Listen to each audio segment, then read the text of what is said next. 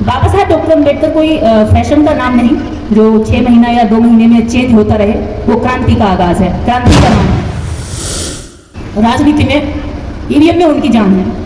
जैसे राजा की जान तोते में हुआ करती थी पुरानी कहानियों में, ऐसे ही आज बीजेपी की जान ईवीएम में हो गई है। बीजेपी ऐसे नहीं आई, 100 साल का टारगेट रखा, हजारों आरएसएस के कार्यकर्ता तैयार किए, गांव गली मोहल्ले में लोगों को जागरूक करने के लिए जगह जगह छोड़ दिया गया। और हमारे पास अम्बेडकर राइट मूवमेंट में काम करने वाले 100 लोग भी ऐसे नहीं है जो रात दिन घर छोड़कर, परिवार छोड़कर या ये कह रहे कि मैं शादी नहीं करूंगा, बच्चा नहीं करूंगा, ये समाज मेरा बच्चा होगा, ये समाज के मिशन से ही मेरी शादी हो गई और मैं रात दिन इसके लिए काम करूंगा। ऐसे 100 लोग भी हमारे पास नहीं है। और हम टक्कर देने चले उनको जो बेईमानी का काम भी बड़ी ईमानदारी के साथ करते हैं। और हम टक्कर देने चले उनको जो बेईमानी का काम भी बड़ी ईमानदारी के साथ करते हैं। नियत बेईमानी वाली है लेकिन अपने मिशन के प्रति वो ईमानदार है। हमारा मिशन ईमानदार है लेकिन हमारी मिशन के प्रति नियत बेईमान है। शख्सियत यहाँ जन्मे, इसलिए पंजाब के समस्त लोगों को और समस्त पंजाब को ही मैं यहाँ से नमन भेजती हूँ। जय भीम, जय भारत। मंच पर उपस्थित ताराराम मीणा जी, राष्ट्रीय मूल निवासी रशीद जी पानीपत से हैं, और प्रिंसिपल जोगिंदर सिंह बल्लभगढ़ जी, आप सभी को यहाँ देखकर और आप सबके बीच में बैठकर गौरवान्वित महसूस कर रही हूँ कि आप जानी मानी शख्सियत अपने अपने क्षेत्र में बहुत अच्छे से लोगों को जागरूक करने का काम और बाबा साहब के मिशन को आगे बढ़ाने की जद्दोजहद में लगे हुए हैं। उसी की छोटी सी सिपाही मैं खुद को भी मानती हूँ। और पंडालों उपस्थित आप सभी को भी आभार व्यक्त करती हूँ कि आप धूप में बैठे हैं, सामने सर पे पड़ रही है, आंखों में आ रही है, सीधे मैं यहीं बैठी हूँ, नींद आने लगी, लेकिन आप वहाँ डटे पड़े हैं। तो इसके लिए आप एक बार जोरदार तालियां अपने अपने लिए बजाइए कि ऐसे लोग जो वास्तव में जो श्रोता दमदार हो तो वक्तव्य अच्छा आता है, और मेरे जैसे बीमार पड़े हुए लोग भी खड़े हो जाते हैं, तो इसके लिए शुक्रिया। बाबा साहब डॉक्टर अम्बेडकर कोई फैशन का नाम नहीं जो 6 महीना या 2 महीने में चेंज होता रहे। वो क्रांति का आगाज है, क्रांति का नाम है। इसलिए ये सदियों सदियों चलने वाली विचारधारा हमारे बीच में जब तक रहेगी तब तक हम समानता की चाहत रखेंगे, क्योंकि समानता में ही बाबा साहब समाहित है, हमारी जागरूकता में ही बाबा साहब समाहित है। बाबा साहब हमें नहीं लगता कि कहीं गए हुए हैं या वो यहाँ नहीं हैं। जब जब हम एकजुट होते हैं, जब जब हम एक दूसरे के प्रति समर्पित होते हैं, सहयोगी होते हैं, तब तब उस भाव में बाबा साहब हमारे बीच में मौजूद होते हैं। और इसी भावना के तहत चलते इस कार्यक्रम को आयोजित किया गया। मैं आशा मूल निवासी जी का भी आभार व्यक्त करूंगी, और नरेंद्र अम्बेडकर जी और मेरी साथी, मेरी प्रिय दोस्त की तरह कृष्ण रानी जी, यहाँ पर मेरे बड़े भाई हनी, एडवोकेट हनी पाजी यहाँ हैं उपस्थित, उनका भी आभार व्यक्त करूंगी। तो जिनके नाम नहीं ले पाई हूँ उसके लिए क्षमा, क्योंकि नाम याद नहीं आ रहे हैं। यदि यहाँ इस कार्यक्रम को आयोजित करने वाले समस्त आयोजकों का आभार व्यक्त और धन्यवाद।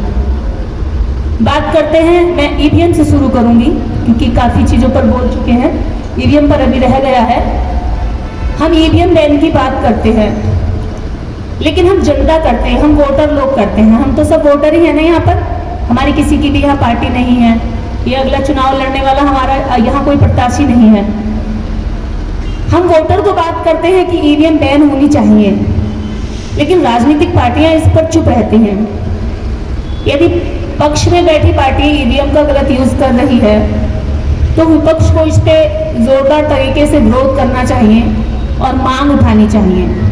लेकिन उनकी सुस्ती देख करके लगता है कि कहीं ना कहीं उन्हें भी इसमें लालच दिखाई देता कि कभी हमारा मौका आएगा तो हम भी इसी तरह की चोरी करके सत्ता में आ जाएंगे। पर उन्हें ये समझ नहीं आता कि तुम्हें आने देंगे वो तभी तो आओगे, वो पहले ही मौका सेट करके रखे हुए हैं अपना। तो ईवीएम जहां से बनी, जहां से चली, वहां बैलेट पे चुनाव होता है। लेकिन हमारे यहाँ जो बैलेट पे चुनाव होता था, आज बैलेट छोड़कर मशीन से चुनाव किया जाता है।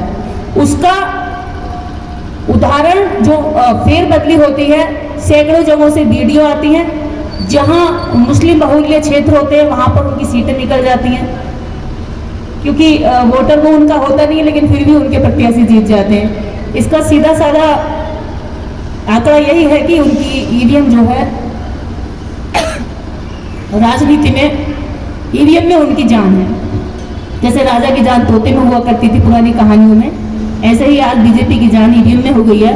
और दूसरी बात और है, बीजेपी ऐसे नहीं आई, 100 साल का टारगेट रखा, हजारों आरएसएस के कार्यकर्ता तैयार किए, गांव गली मोहल्ले में लोगों को जागरूक करने के लिए जगह जगह छोड़ दिया गया, पेड वर्कर रखे गए। और हमारे पास अम्बेडकर राइट मूवमेंट में काम करने वाले 100 लोग भी ऐसे नहीं है जो रात दिन घर छोड़कर, परिवार छोड़कर, या ये कह दे कि मैं शादी नहीं करूंगा, बच्चा नहीं करूंगा, ये समाज ही मेरा बच्चा होगा, ये समाज के मिशन से ही मेरी शादी हो गई और मैं रात दिन इसके लिए काम करूंगा। ऐसे 100 लोग भी हमारे पास नहीं हैं। और हम टक्कर देने चले उनको जो बेईमानी का काम भी बड़ी ईमानदारी के साथ करते हैं।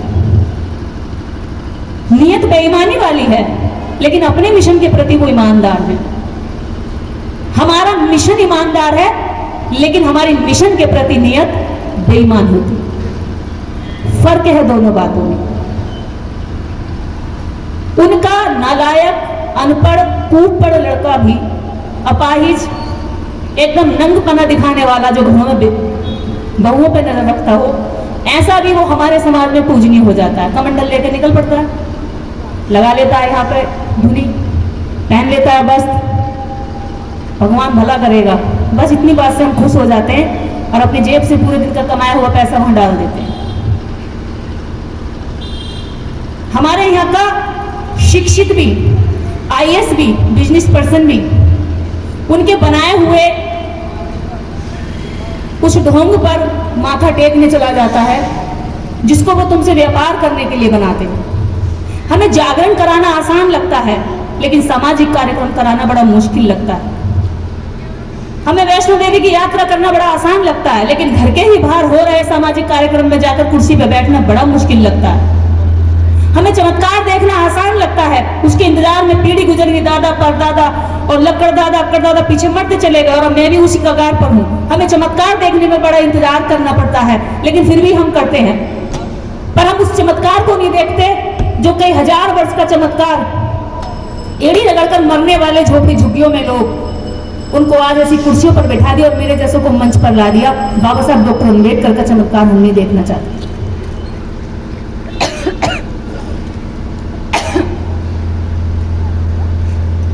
पता है क्यों नहीं देखना चाहते? हमारे रास्ते में रोड ब्रेकर देखिए आपने?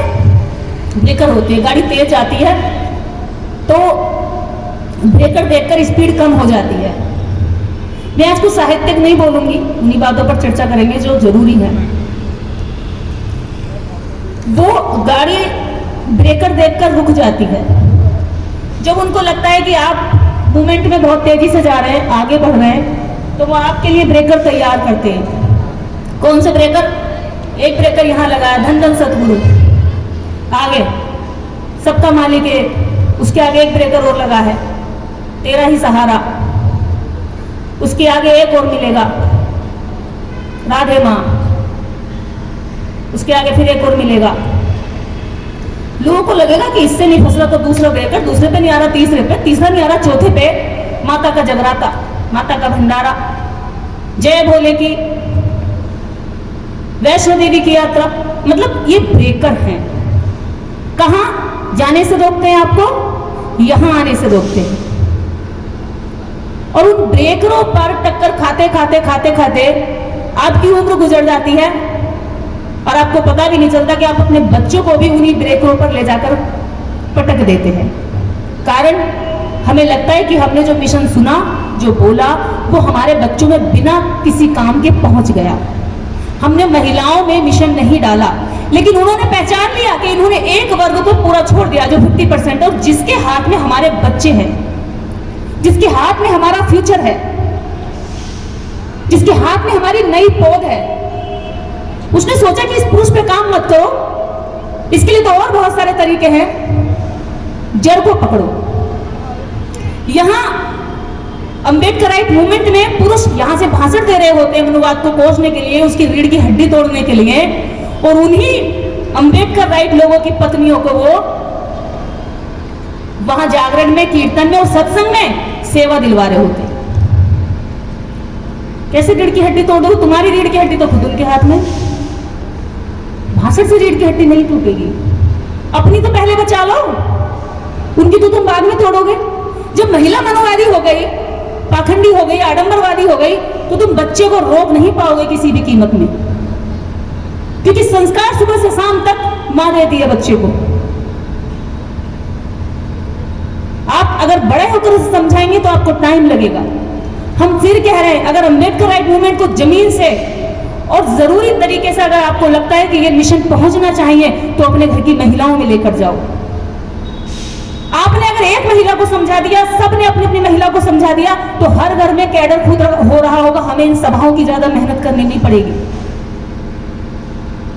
मैं मेरे बच्चे को खुद समझा सकती हूं, उसे सभाओं की जरूरत नहीं पड़ेगी। उसके लिए कोई किसी को अपना जीवन कुर्बान करना नहीं पड़ेगा। हाँ, क्रांति हमेशा होती रहेगी, क्योंकि दो ऐसे विचार हैं इस भारत में, जो एक अपराध करने पर बचाव चाहता है और एक अपने ऊपर अपराध रोकना चाहता है। वो अपराध करने के बाद भी उसको पुरस्कृत कर देते हैं। यहां समाज का काम करने वाले लोगों को भी हमारे समाज के लोग तिरस्कृत कर देते हैं कि अरे कहीं लालच में निकला होगा कोई इसका अपना लालच, ऐसी थोड़ी घूमता फिर रहा है, ऐसी थोड़ी चप्पल घिसता फिर रहा है। सिद्धि में उसने, दुबे ने एक आदिवासी के मुंह पर पेशाब कर दिया, 15 लाख रुपए का इनाम मिला उसको। 15 लाख रुपए उसको देकर आए। किस काम के लिए? ये कौन सा बड़ा काम था भाई? देवरिया यूपी में यादव के घर को पूरा कत्लेआम कर दिया एक ब्राह्मण ने। उसको लगभग कई करोड़ रुपए का उसको राहत देकर आए, आर्थिक रूप से, मानसिक रूप से, हर तरह से। हमारे यहां पर सच्चा काम करने वाला यदि थोड़ी सी मुसीबत में अभी फंस जाए तो उसको अनदेखा कर देंगे, ऐसा टीन का चश्मा पहन लेंगे कि दिखता ही नहीं है वो आदमी। पहले हमें खुद को ट्रेनिंग लेनी पड़ेगी, पहले हमें खुद सीखना पड़ेगा। ये छोटी चीजें हैं, बेसिक चीजें हैं, और इनके बिना हम किसी भी मूवमेंट को सफल नहीं कर सकते। हमें जानना पड़ेगा कि हमारे पैसे की असली जरूरत कहां है। हमारे पैसे की असली जरूरत ऐसे मंचों के लिए है। हमारे विचार की असली जरूरत हमारी महिलाओं को है, जहां से वो परवरिश करके हमारे बच्चों को उनके लिए बना रही है तैयार। बाद में पुरुष बड़े मजबूर होकर दिखाते हैं कि हम तो बड़े मजबूर है, बहन जी कुछ कह ही नहीं सकते, घर में झगड़े हो जाएंगे। परेशानियां हैं, आपस में झगड़े हैं। महिला कहती है मैं जाऊंगी बाबा के रोक के दिखा।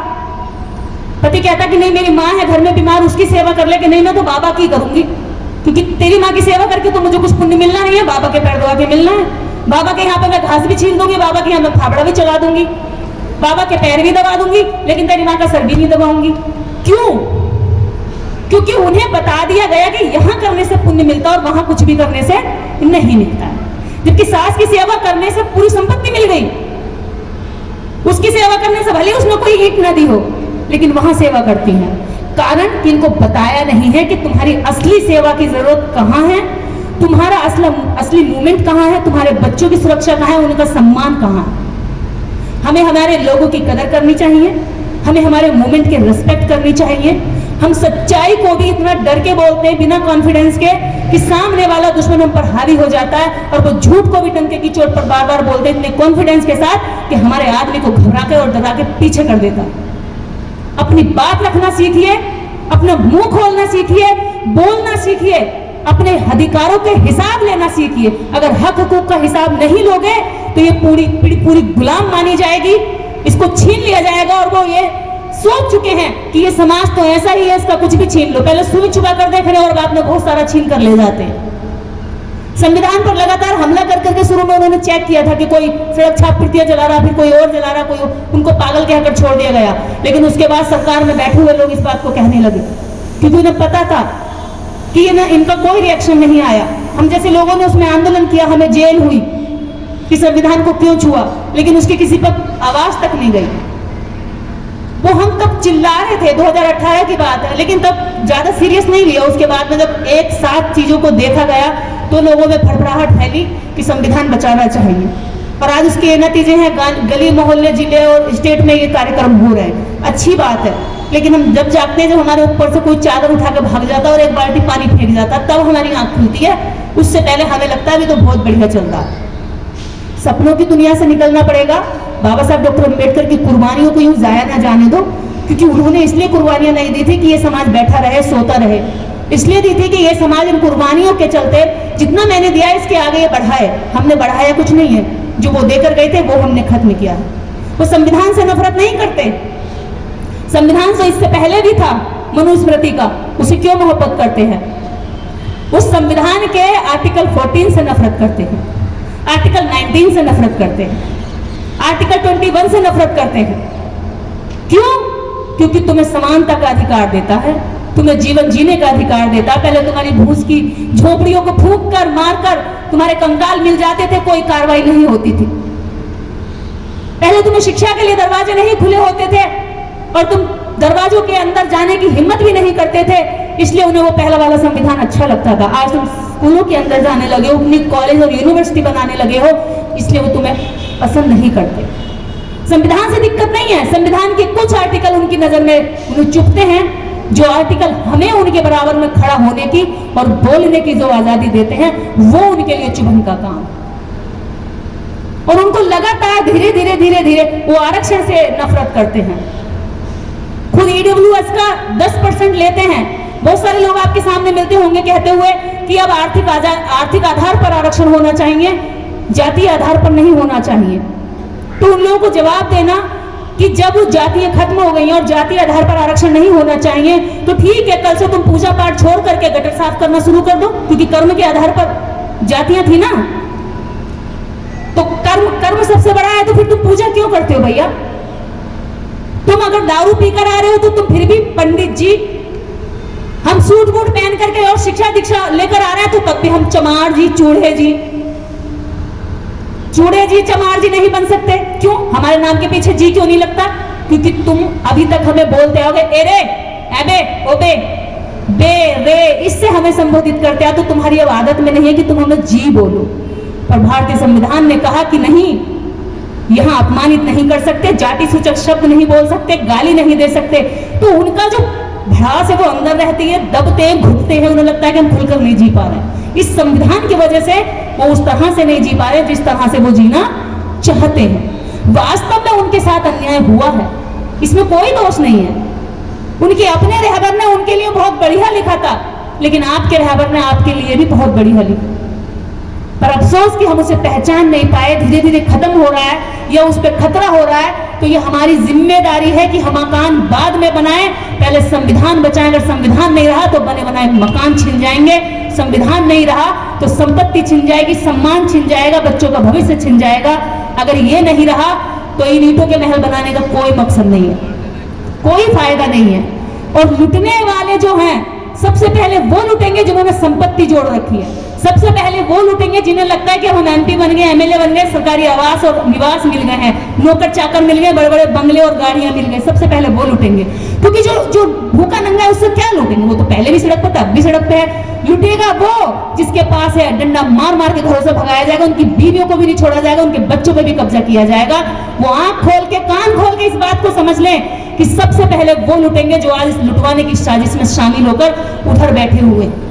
और आज वो सारे लोग उस तरह से रोल निभा रहे जैसे बाबा साहेब डॉक्टर अंबेडकर, जब ये बंटवारा हो रहा था भारत का और पाकिस्तान का, तब बाबा साहब अंबेडकर ने 40,000 एकड़ भूमि में से 40 कुछ भूमि इन दलितों और अछूतों के लिए मांगी थी कि ये अगर जाटों को दे दी गई सारी जमीन, क्योंकि कुछ मुसलमान जब यहाँ से गए थे तो अपनी जमीन छोड़ गए थे, और उधर से कुछ सिख यहाँ आए थे जो जाट रहे थे, उनकी जमीनों के लिए जब आवंटन की बात आई तो बाबा साहब ने कहा कि अछूतों के लिए भी, दलितों के लिए भी कुछ जमीन का आवंटन होना चाहिए। अगर ऐसा नहीं होता है तो ये लोग फिर इन जाटों की जमीनों पर बंधुआ मजदूर बन जाएंगे, खेती हर नहीं हो, अपने मालिक नहीं बन पाएंगे, इनके यहाँ इनको बेगारी करनी पड़ेगी। इनको जमीन मिलनी चाहिए, और जमीन का आवंटन इनको देने से इस देश के अंदर इनको भी लगेगा कि आजाद भारत इनके लिए भी है, ना कि केवल एक वर्ग विशेष के लिए।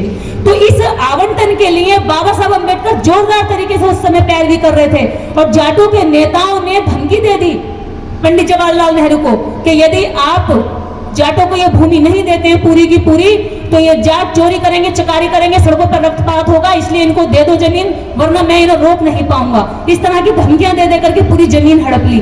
उसके बाद बाबा साहब डॉक्टर अम्बेडकर पैरवी करते रह गए और जगजीवन राम जो दलितों के नेता कहलाते थे वो कांग्रेस की गोद में बैठ करके चुप रहे। आज ऐसे ही हमारे पास दलाल नेता है जिनको मान्यवर कांसीराम साहब ने चमचा कहा। चमचा थाली में रहता है, पतीले में रहता है, चमचा कभी भी उसका स्वाद नहीं चख पाता जो सब्जी होती है बर्तन में, लेकिन उसको खाली जरूर कर देता है। ऐसे ही हमारे समाज के आज नेता बन गए, उसने कभी इस समाज के दर्द का स्वाद नहीं चखा, लेकिन इस समाज में जो अधिकार है, जो इनको मिले हुए सम्मान है, उनको धीरे धीरे खाली कर रहा है अपने दुश्मन के हाथों में चलकर। तो ऐसे लोगों से सतर्क रहिए, जब वोट मांगने आए तो पूछिए कि हमारे मुद्दों पर राजनीति होगी या तुम्हारी अपनी पार्टियों की, तुम अपने मैनिफेस्टो को पढ़ोगे या हमारे अधिकारों की बात करोगे। नेताओं से सवाल करना सीखो, ये हमारा सबसे पहला चुनाव में काम होना चाहिए कि हमारे मुद्दों पर क्या बात होगी। कोई बीजेपी को मूल निवासियों के हक अधिकारों के लिए देश में हो रहे जन आंदोलन की प्रत्येक गतिविधियों की जानकारी के लिए मूल निवासी जन आंदोलन यूट्यूब चैनल को सब्सक्राइब करें, घंटी के निशान पर क्लिक करें। वीडियो को ज्यादा से ज्यादा लोगों तक पहुंचाने के लिए वीडियो पर लाइक, शेयर और कमेंट भी जरूर करें। धन्यवाद। जागो मूल निवासी, जय भीम, जय मूल निवासी, जय भारत, जय संविधान।